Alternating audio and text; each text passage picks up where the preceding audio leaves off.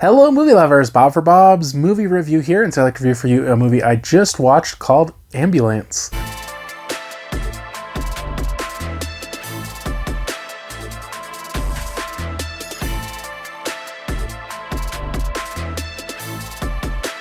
Now, I was provided a digital copy to watch this one by Universal Pictures. If you guys do get a chance to check this one out, let me know your thoughts in the comment section below. I include more information, including links to purchase one down in the description. So this is the new Michael Bay movie, and we all know what to expect from Michael Bay. A spinning camera and lots of explosions. Although, in a lot of ways, this movie didn't feel necessarily like a Michael Bay movie to me. And in a lot of ways it did. So the movie is about this ambulance. It's a movie about an ambulance. And so there's this woman, and she just gets partnered up with this guy, and they're driving the ambulance, and they just quickly kind of show them doing their thing. And then we see this other guy who is a ex-Marine, and he's out of the Marines now, I guess, and he's struggling to find a job, and his wife needs some kind of surgery, and the insurance is not approving it to cover it. And I feel like in a little bit of a way, they're kind of making a commentary on the U.S. healthcare system and just kind of how much it fails the people constantly. If you need a surgery that could save your life, but the insurance doesn't approve it, then you're just kind of stuck. And so her husband doesn't know what to do, so he goes and meets with his brother. Now, it's not his actual biological brother, but his brother's parents raised him, or his dad, I don't know if they were together or what, but his dad raised him, and so they're kind of like brothers since they were kids. And he's like, I need help. I need $200 and some thousand, I believe it was, for the surgery. And his brother's like, well, I don't have it, but I can get you a lot more. I just need you to come rob a bank with me. And their dad was a bank robber, so it wasn't necessarily too far out of the realm of believability. But so he decides, I need the money. I gotta get my wife this surgery. I'm going to help him rob the bank. So they're gonna go steal, I can't remember how many, if it was like $60 or $80 million or something. They get there, everything's going fine. They don't really show the setup. They just show this cop shows up because he wants to ask out the teller, and it kind of course, from there gets ruined. And also there is some sort of police or FBI kind of task force that already knows they're going to rob the bank somehow. And so they're already set up outside. They're just waiting for them to come out. And basically it turns into like this battle in the street. And the crazy thing about it is these guys aren't like far apart, and they're just shooting hundreds and hundreds of rounds. And it doesn't seem like anybody's ever getting hit. I'm just like, okay, can these guys aim, or what's going on? And I think some people do get shot, but they don't really show it. It's real kind of vague exactly what's happening. And then the guy in the getaway car, they show him like almost hit one of the guys. And again, they're kind of vague on what happens. And later he's like on the ground and he looked like he's dying. And I was like, well, did he get shot or did he get ran over? And then they do pretty much show that he got ran over. But I just don't understand why it's not obvious in the beginning what happens to him. And so basically it ends up being just the two brothers, and all the cops and the FBI or whoever they are, they're all after him inside this building. It's a very large building, and they're like, how are we going to get out? And so they end up stealing the ambulance.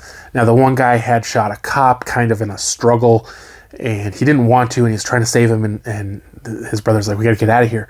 And so the ambulance comes to pick up that cop, and they steal the ambulance.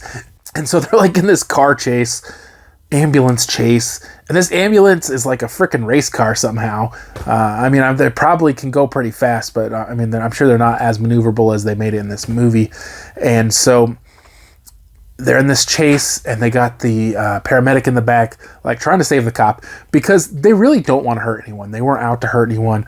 They're not like killers or anything, and they know this guy's a cop, and they don't want him to die. And so she's trying to save his life. And a lot of the movie from here on out is just them with the cops chasing them, and them trying to get away, and her trying to save the guy. And it just keeps going back and forth for a long time until this whole plan comes together of how they're going to escape through this like decoy ambulances and all this crazy stuff. Now, there is a ton of action, tons and tons of action. Obviously, the movie is like one long police chase. I don't know. I kind of feel like at the end, you know, it doesn't make a lot of sense, and I don't really like necessarily the way they went in the end. First of all, the cops are just kind of standing around waiting for somebody to die. And I'm like, okay, they're mad, but like at the same time, there's all these people watching. And as a cop, you know, they have to give them first aid, not just stand there and watch them die, you know. And so I don't know that that's really the right way to go, because, I mean, obviously it would be bad on them. And then secondly, you know, this guy, you know, he kind of had a noble cause. He was trying to get this surgery for his wife. But I mean, we all have problems. Everybody, you know, knows somebody who's dying, or you don't go rob a bank and steal money. And even though he wasn't directly killing people, like, people died during this whole thing, and they kind of want you to feel sympathetic in the end for him and feel for him. And I'm like, why is that how is that the ending? Like, you're supposed to feel sympathetic for the bank robber? Didn't sit quite right to me in the ending. Now, I had heard an interview, I believe it was with Jake Gyllenhaal, where they were talking about how they did these drone shots, and they were cool. Like, he was hyping them up, and they were cool, but I felt like they cut them really fast. Like, you'd just see like this drone shot, it's like, and then it would just cut really quick. Like, they should have had like longer stretches of the drone shots, would have been cool. They did some really weird camera work of like just these weird angles, and I wasn't sure what they were going for. It almost seemed like sometimes like they were trying to be like more realistic, but then sometimes it was just like pure movie shots, and I don't know, it was just the shots seemed so inconsistent and all over the place, and I just didn't understand what they were going for. Not that it was in a bad way, but it just seemed odd that they were doing so many different things with the cameras, so many different styles, and I couldn't figure out what they were going for. The movie is a little long. It's not too bad. I feel like 15 minutes would have cleaned it up a little. It's 2 hours and 15 minutes. I say get this thing down to 2 hours. I would have liked it a lot more. I thought all the acting was great. I love Jake Gyllenhaal, but he's always great. I really actually enjoyed the story quite a bit. It doesn't quite have that chemistry or whatever of like a lot of action movies that just become classics. Like, I feel like this one's probably short of like a classic, but I feel like it's a really enjoyable movie. I think it's fun. I think you should watch it at least once. It's definitely worth checking out at least once. So I'm gonna give this one a 3.5 out of 5. I think it's a fun movie, guys. Hope you did enjoy the video. If you haven't already subscribed for more videos, please check the rest of the videos, and I'll see you guys next time.